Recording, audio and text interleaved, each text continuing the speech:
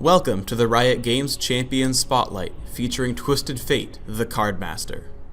In this video, we'll be discussing the merits of a DPS Cardmaster, focusing either on attack speed and magic damage items, or more conventional physical damage items.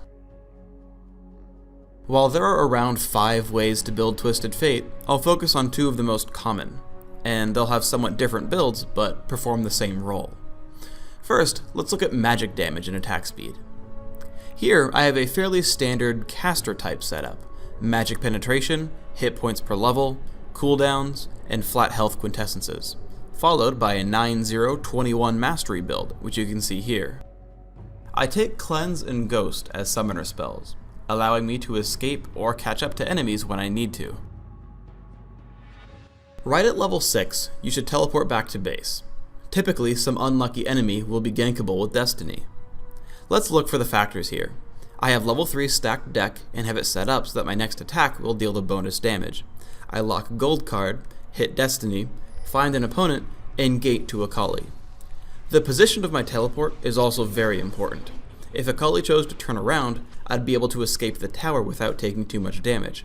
However, I'm in her way just enough that even with Flash, I'm able to spike her for over 200 damage on a single attack. Once again, I look for a gank with Destiny. Again, I am within 2 attacks of hitting stacked deck. With the Gold card locked, I know the bonus damage is guaranteed. This time, I know Akali won't see me coming as I gate into the brush, so I can safely lead her movement. Additionally, the Destiny reveal means Akali is not able to evade us with stealth. With Ryze's help, I succeed in my second Destiny gank of the game. Due to my successful ganking, we head to Baron Nashor at the 15-minute mark. While most of the damage comes from the extremely fast Madred's Bloodrazor, you can still use Pick a Card for damage here. However, try to use Blue card. Baron Nashor is immune to debuffs, so red and gold have no extra effect on him. As a fight breaks out during our push, I make use of Cleanse and Ghost to escape Annie's burst damage. I am also able to break free from Warwick with Shen's help. And you can see how quickly Twisted Fate can drop individual targets under concentrated attacks. Unfortunately, I screw up and walk directly into the battle instead of attacking, but when the going gets tough, just use Destiny and gate. We rush into the jungle to pick a fight.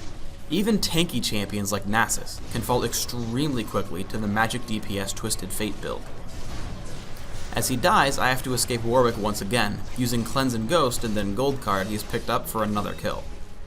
After my opponents realize they've overextended, they start to retreat. However, I cast Destiny and patiently wait for Akali to commit to a single direction of retreat.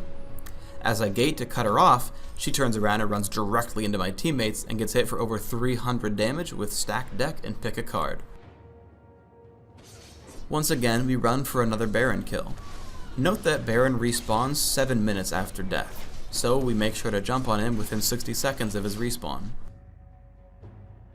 Alternatively, if you want to focus on physical damage, swap magic penetration for armor penetration, cooldown reduction for flat magic resist, and change your masteries to 2109, making sure you still get the magic penetration mastery, but just feel free to give up attack speed for it. For summoner spells, I find that a mix of selfish spells, like Ghost, Cleanse, and Flash, give you the most staying power. Remember that your job is to deal damage, and the longer you stay alive, the more benefit you are to your team. Here we start a new game with a new level 6 gank. Again, I'm within 2 attacks of stacked deck, I've locked the Gold card, and I Destiny close to Anivia. Even with Flash, Cleanse, and Rebirth, my damage output is just too awesome. While attacking the Golem with Jax, Shaco pokes his head out. I switch focus to the Jack-in-the-Box so that we don't get feared, and then chase him down with Gold card to grab us a kill. As my team does battle in the bottom of the map, I aim to gate in. I let Destiny sit for a bit after locking Gold card, hoping my opponents will split up for an easier kill. I gate in and stun Akali, turning her into another kill for my team. The battle disperses and we fight Lizard for a short time, but we get attacked again. Thanks to my Last Whisper and damage from Pickaxe and stacked deck, even the 118 armor Shen drops very quickly. Anivia falls and I jump onto Ashe. Because of Ghost and Cleanse, she almost gets away, but Ezreal lands a nice True Shot barrage to clean up.